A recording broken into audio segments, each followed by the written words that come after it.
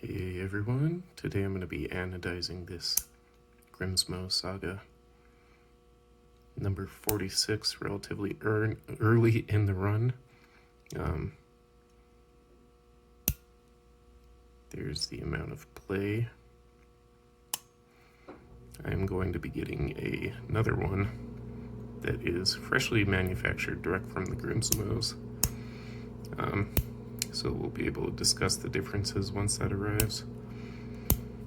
And while you can see physical play there in the mechanism, you really can't tell if you're actually just actuating it.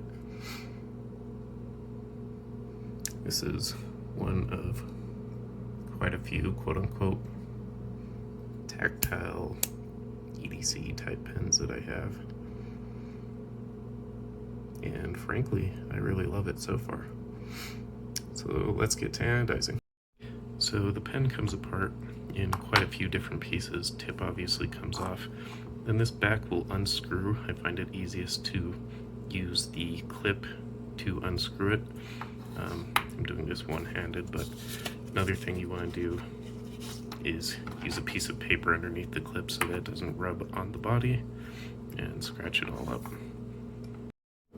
So you can see I'm doing that here, rotating the clip, which should rotate the back enough to remove it.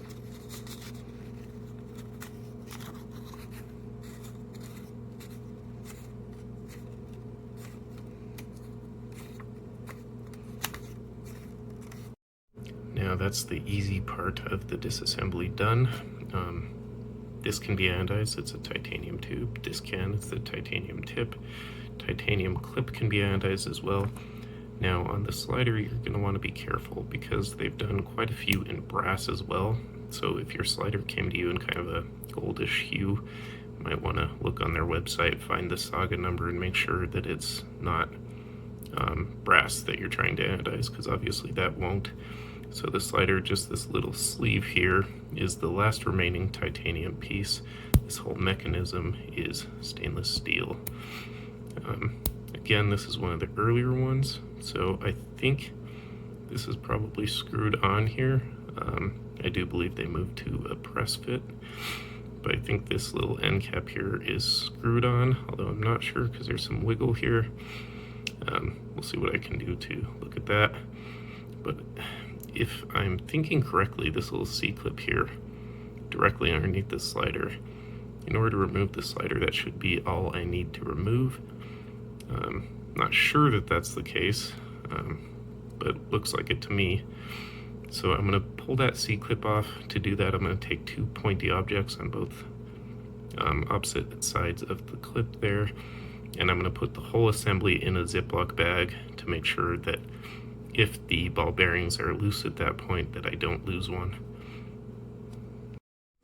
Alright, so I pressed that little C-clip off. Don't know if this is the wisest decision, but I'm going to try to do this one-handed.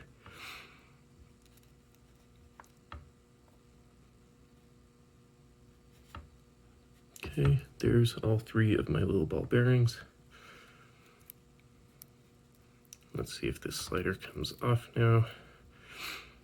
Should probably be very careful with that wave spring, but that slid off really easily. So awesome. You don't need to remove the press fit, at least on these earlier models, probably less than 46 for sure.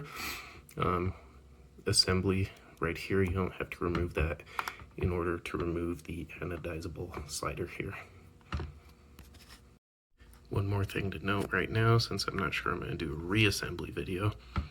These are the three dimples that those three ball bearings fall into. So you'll put one in, keep it there, put the other one in, keep it there, and then everything should reassemble pretty easily. Really interesting the way this all works. So now I'm going to take all of these titanium parts and clean the living hell out of them with some acetone. I don't currently have multi-etch to strip the oxide layer off of these. I probably should wait to do that until I get some multi-etch, but I'm impatient, so I'm just going to do them with whatever oxide layer is on there and clean them as best as I can beforehand. Alright, so I've got the parts all cleaned up. Power supply set at 80 volts. I think this is going to be the easiest way to do this, so we'll see what happens.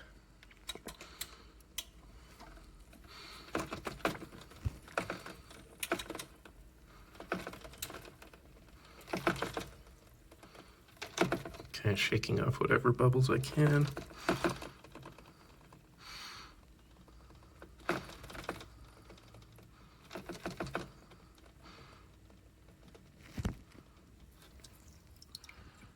Not quite the color I was going for, so I'm going to up that a little bit. We're up to 84 volts. I don't think that's going to be quite high enough based on this color, but we'll see.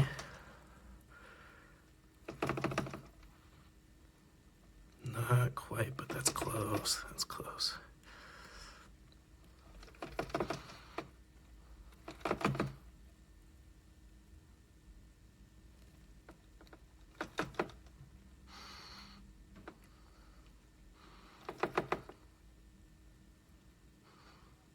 Kind of letting my power supply bottom out here.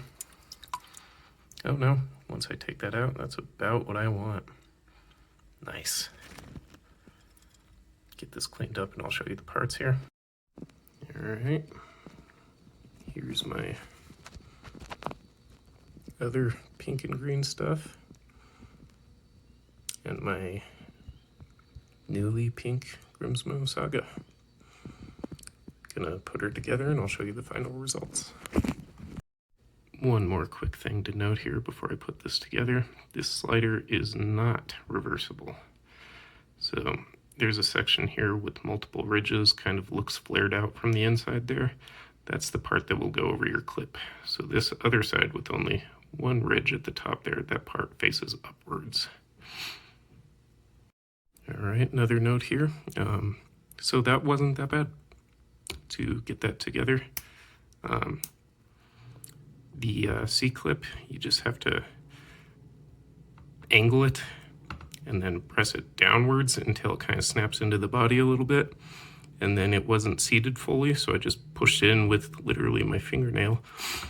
Getting the ball situated wasn't all that bad. You just put a ball in. You should probably use tweezers. I didn't feel like that was going to be the easier method. I thought I would shoot a ball out accidentally with my tweezer pressure, so I used my fingertips, just aimed it for the hole and dropped from as close as I could get my fingertips to go, and it fell right in on all three of them. There we go, and we'll move on to the easiest part, just screwing the pen back together here. And there she is. Grimsmo Saga number 46, from plain Jane to pink.